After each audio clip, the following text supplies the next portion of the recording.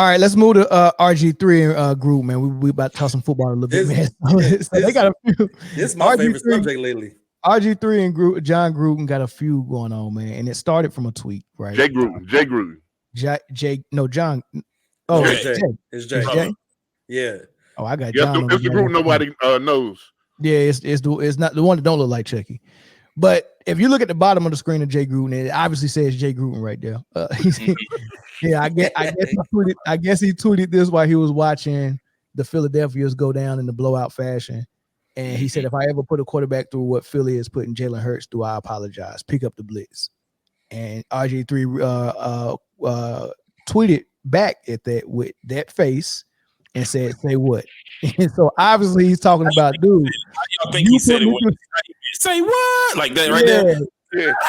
So obviously he's saying, dude, you put me through the same thing. So it went back and forth on Twitter for a while. John Gruden, Jay Gruden, and RG3 going back and forth, giving each other low blows, pause. And then it turned into RG3 addressing it on his podcast. So if Jay Gruden really wants to talk, I'm not going to cuss the man out. I'm not going to call him outside of his name. But what I am going to do is tell you guys the truth. And the truth of the matter is there was a moment in DC that is vividly remembered. Jay Gruden went to a press conference and he undressed me at that press conference in a way that a coach should never undress his starting quarterback. It was after a game, and I said in the press conference that the best players in the NFL have the guys around them play at an extremely high level. No one is out there doing it on their own. Now, the media pundits and everyone took that and said RG3 threw his teammates under the bus. And I had to eat that for a long time because Jay didn't back me in the media the next day. He doubled down on it and actually picked me apart in the media. But what people don't know is that the only reason I went to that press conference and said what I said to challenge my teammates through that press conference was because Jay Gruden asked me to do that. What hurt me about that was the fact that after I did that in the press conference, not only did Jay Gruden not have my back, but he actually burned me with it. He came out the next day and burned me in the media. He came out the next day in a meeting in our team meeting room and burned me in front of my own teammates. Took accountability for what I said. He was taken out of context and apologized to my teammates in the front of that team meeting. Now, Jay, knowing that he had asked me to do that and still went to the media and tore me down to the media, even in that room, it's the fact that he has zero self-awareness and zero integrity. Because even though he asked me to do something, he didn't have the balls to have my back. All right, so real quick, if you remember, this dude came in as a rookie. They traded draft picks to get to move up to draft him. They brought him in for some reason. I think Shanahan might have been a coach. I don't know who the head coach was, but they didn't 100% believe in him. But so taking him number one, they turned around and went 2 or 3 rounds later and took Kirk Cousins.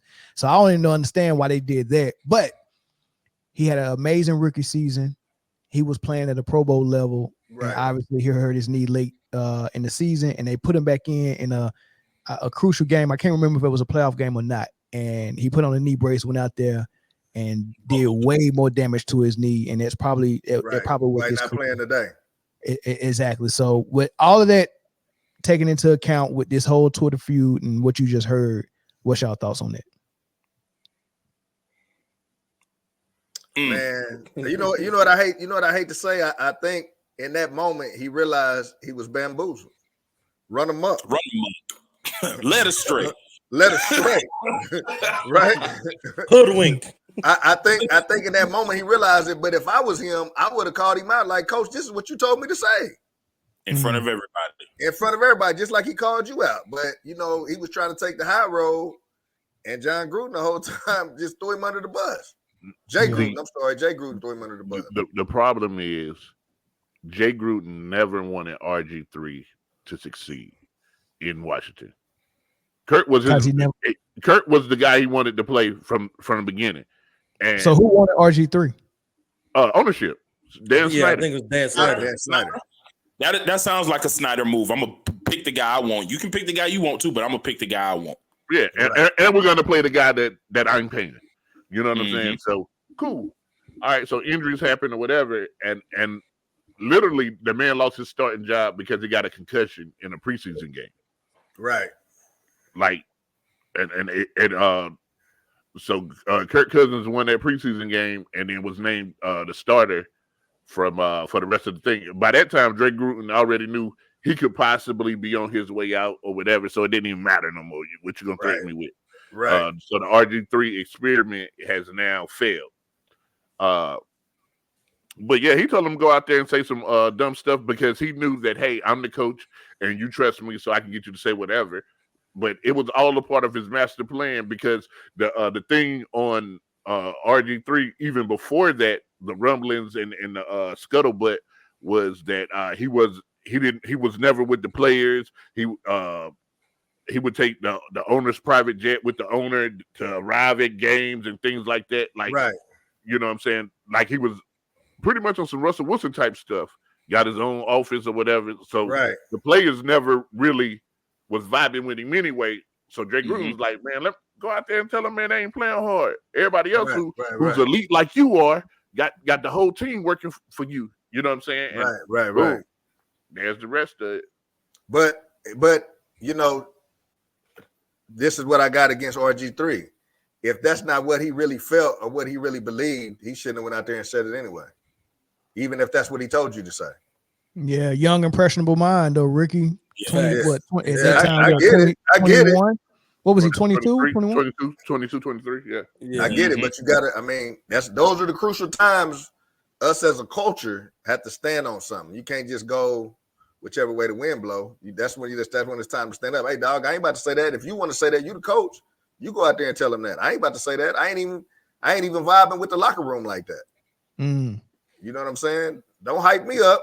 Yeah, but I don't even think he knew that he wasn't vibing with the locker room because that was his first experience in a professional locker room. Now, you know, in Baylor, when you were the man in college, you ain't got to be with nobody else. Right, yeah, that's true. You actually get money under the table people ain't getting. You know what I'm saying? He didn't really vibing with you because of who you are in college.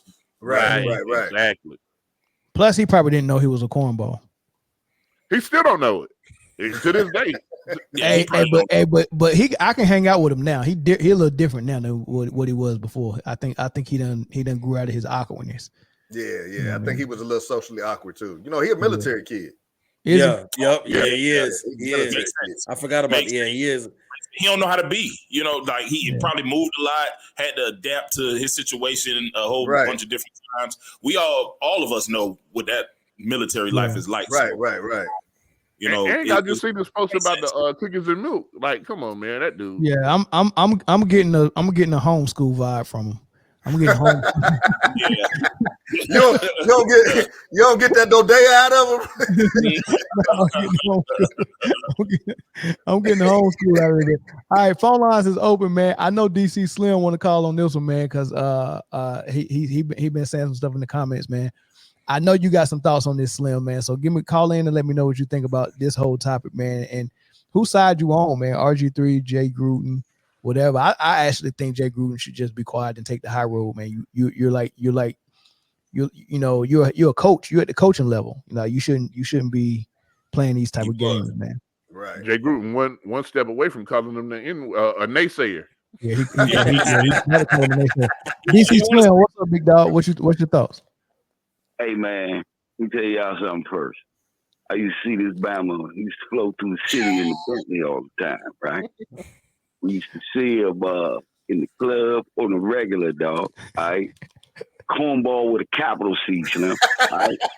I'm talking about, like, he is like, it was like a dude coming from, like, Mississippi and winding up in New York and never seen this many chicks in his life. He didn't even know they looked like that. You know what I'm saying? Man, he got money to blow. In Chocolate City. What happened was, yes, dog, I'm telling you, man, they for the pickings over this joint. You know what I'm saying? So he got over here and he started boat jangling on that practice. All right. And he started, I know some people, you know, I ain't gonna be all name dropping, but I know some people who do what they do. But he started being hard headed. He was being disobedient. He thought he was smarter than everybody.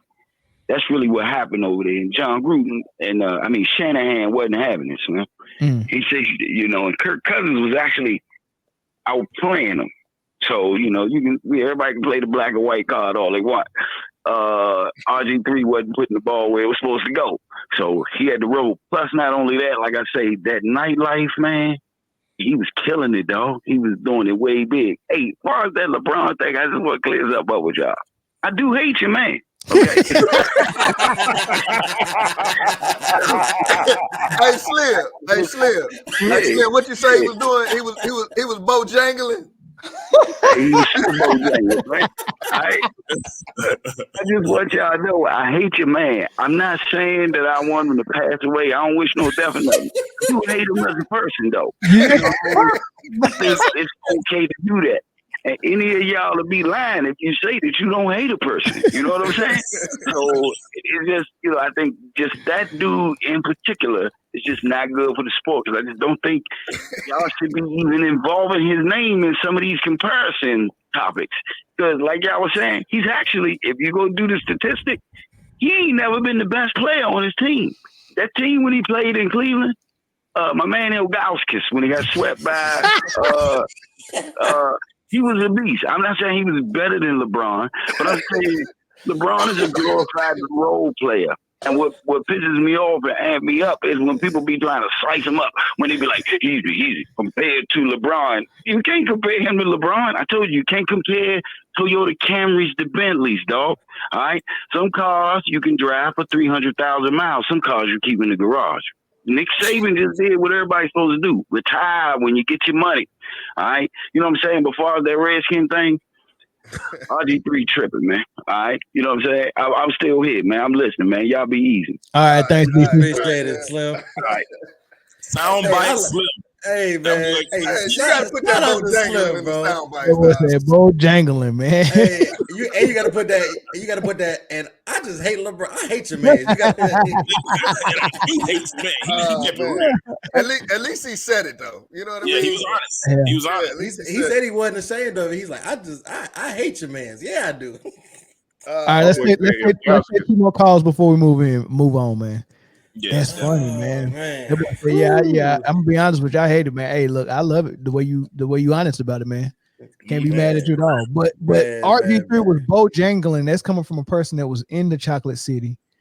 That's interesting, man. I wonder was he not studying his playbook and watching film like that's a good question. That's a good. All right, that's Jamarcus Russell. I thought he was about to say Manziel. Manziel used his playbook as a he used it as a purpose. His extracurricular. You know when the table is off center. Manziel was just showing up to the game and shit. He was just Manziel just showed up to the game like.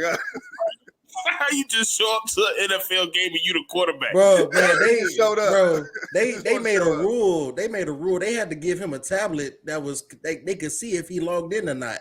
To see if he was watching tape. That man was not watching film, bro. Like that man was in the huddle. His center was calling plays, boy.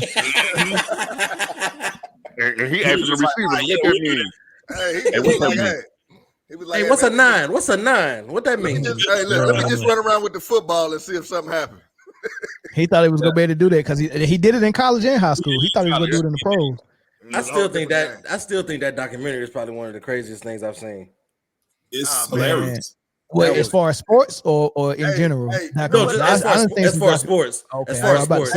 Hey, Mel, on a serious note, though, that just goes to show, like, what happens when you graduate to the NFL, how different the game is. Mm-hmm. Yeah. And if you just happy on, like, the hypeness of the game, if you just out there playing because, your name's ringing or whatever, and you just like throwing around the ball and playing or whatever.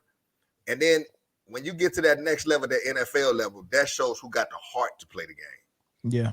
That's what separates the men from the boys, because it's a different thing when you got to get up and that's your job and that's what you do. It's your job to go work out.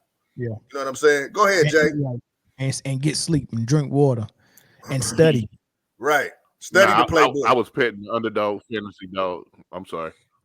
Yeah. Hey, it's a totally different thing when you got to get up and do that thing for real. And yeah, we done gave you your money. Now you got to come out here. You got to show up to practice. You got to read your playbook. You got to watch film. Now it's a job. And if you ain't really built like that, you're going to fold under all that pressure. Get exposed. And you got to get up from a really nice house with a really big bedroom and a really big bed and drive a Bentley to go work out and practice and do prison work. Like, you know what I'm saying? Like work in the house. Like that's like, you know, that's like your mind has to be somewhere else to still be working that hard. Right. Where you see all that success around you.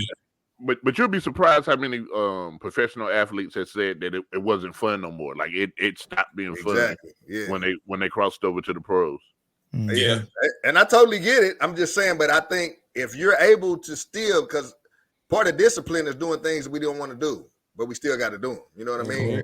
So that's part of discipline. So that guy that know he don't want to get up out of that Tempur-Pedic and go out there and go work out, you know what I mean? Shout out to Dak Prescott. Exactly. Just like that. Hey, man, look, when all that pressure coming on you, hey, look, we just paid you X amount of millions of dollars, bro. You better go out there and throw this ball. Pretty much. You better go study this playbook. So I wonder how much was it of just RG3 not being able to acclimate to the pro level, or was it more Dan Snyder telling him, "Hey, listen, do what I tell you to do. Don't worry about the coach. I got him." Man, that was a whole bunch of nonsense out there. I think it could have been some of that. I mean, where's Jay Gruden been since then? Exactly. Good point. So I'm pretty sure Deleting emails between him and his racist brother. Yeah. My bad. I'm sorry, guys. I want to know